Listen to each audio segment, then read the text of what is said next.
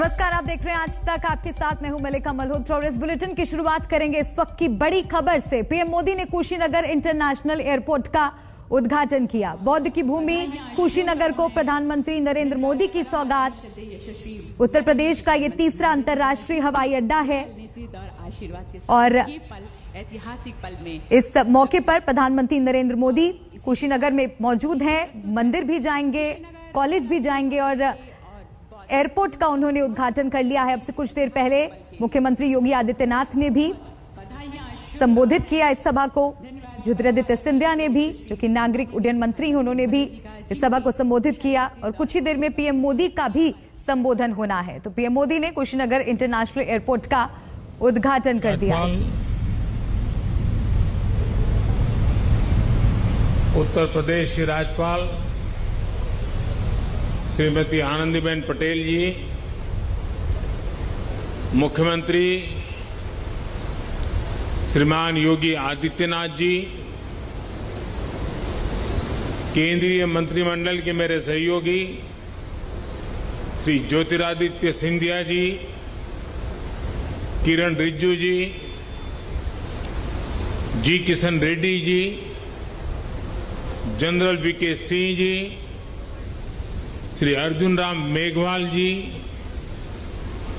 श्री श्रीपद नायक जी, श्रीमती मीनाक्षी लेखी जी, UP सरकार के मंत्री श्री नंद गोपाल नंदी जी, संसद में मेरे साथी श्री विजय कुमार दुबे जी, विधायक श्री रजनीकांत मणि त्रिपाठी जी, विभिन्न देशों के राजदूत, राजनयिक, अन्य जनप्रतिनिधिगण, भाई और बहनों, भारत विश्व भर के बौद्ध समाज की श्रद्धा का, आस्था का, प्रेरणा का केंद्र है। आज कुशीनगर इंटरनेशनल एयरपोर्ट की ये सुविधा एक प्रकार से उनकी श्रद्धा को अर्पित पुष्पांजलि है। भगवान बुद्ध के ज्ञान से लेकर महापरिनिर्वाण तक ये संपूर्ण यात्रा का साक्षी ये क्षेत्र आज सीधे दुनिया से जुड़ गया है।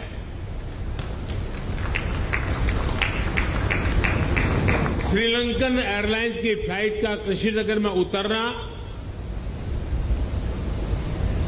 इस पुण्य भूमि को नमन करने की तरह है।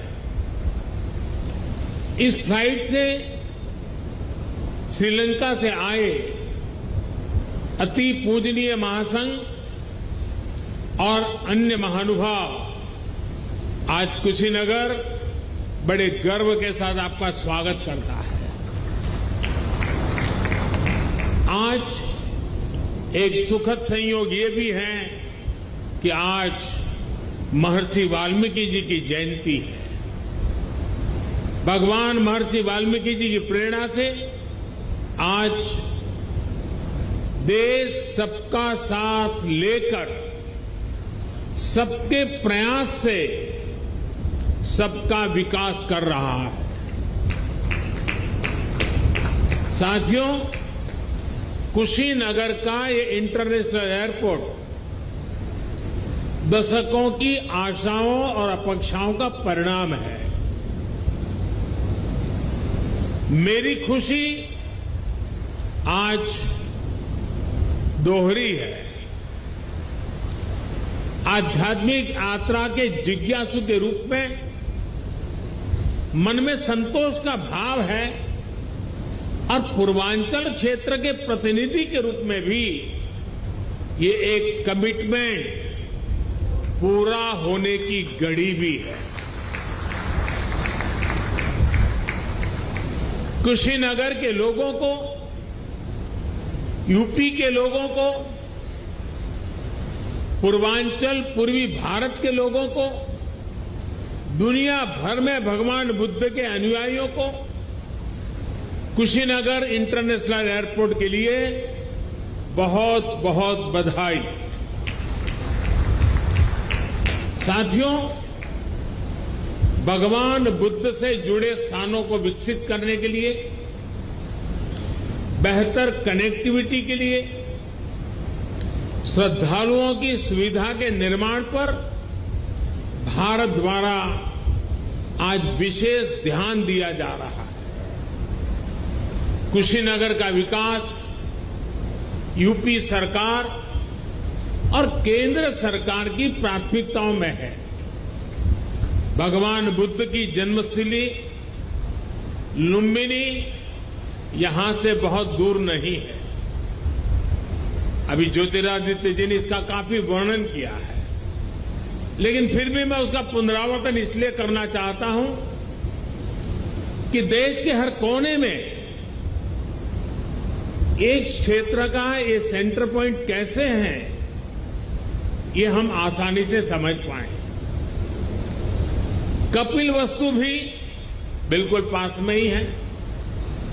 भगवान बुद्ध ने जहां पहला उपदेश दिया, वो सारनाथ की भूमि भी 100-250 किलोमीटर के दायरे में ही आ जाती है। जहां बुद्ध को ज्ञान प्राप्त हुआ, वो बोध गया भी कुछ ही घंटों की दूरी पर है। ऐसे में ये क्षेत्र सिर्फ भारत के ही बौद्ध अनुयायियों के लिए ही नहीं, बल्कि Sri Lanka, Thailand, Singapore, Laos, Cambodia, Japan, Korea, ऐसे अनेकों देशों के नागरिकों के लिए भी एक बहुत बड़ा श्रद्धा का और आकर्षण का केंद्र बनने जा रहा है। भाई और बहनों, कुशीनगर इंटरनेशनल एयरपोर्ट सिर्फ एयर कनेक्टिविटी का ही एक माध्यम नहीं बनेगा, बल्कि इसके बनने से किसान हो, पशुपालक हो, दुकानदार हो, श्रमिक हो, यहां के उद्यमी हो, सभी को इसका सीधा सीधा लाभ मिलता ही है। इससे व्यापार कारोबार का एक पूरा इकोसिस्टम यहां विकसित होगा। सबसे ज्यादा लाभ यहां के टूरिज्म को, ट्रैवल टैक्सी वालों को, होटल रेस्टोरेंट जैसे छोटे मोटे बिजनेस वालों को भी होने वाला है। इससे इस क्षेत्र के युवाओं के लिए रोजगार के भी अनेक नए अवसर बनेंगे। भाई और बहनों, पर्यटन का कोई भी स्वरूप हो, आस्था के लिए, आनंद के लिए, आधुनिक इंफ्रास्ट्रक्चर इसके लिए बहुत ज्यादा जरूरी है। ये उसकी पूर्व शर्त है।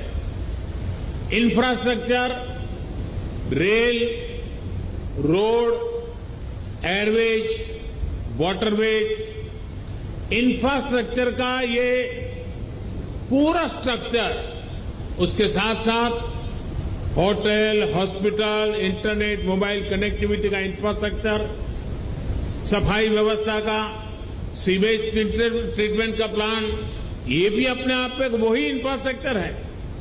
साफ पर्यावरण सुनिश्चित करने वाली रिन्यूएबल एनर्जी का ये सभी आपस में एक दूसरे के साथ जुड़े हुए हैं।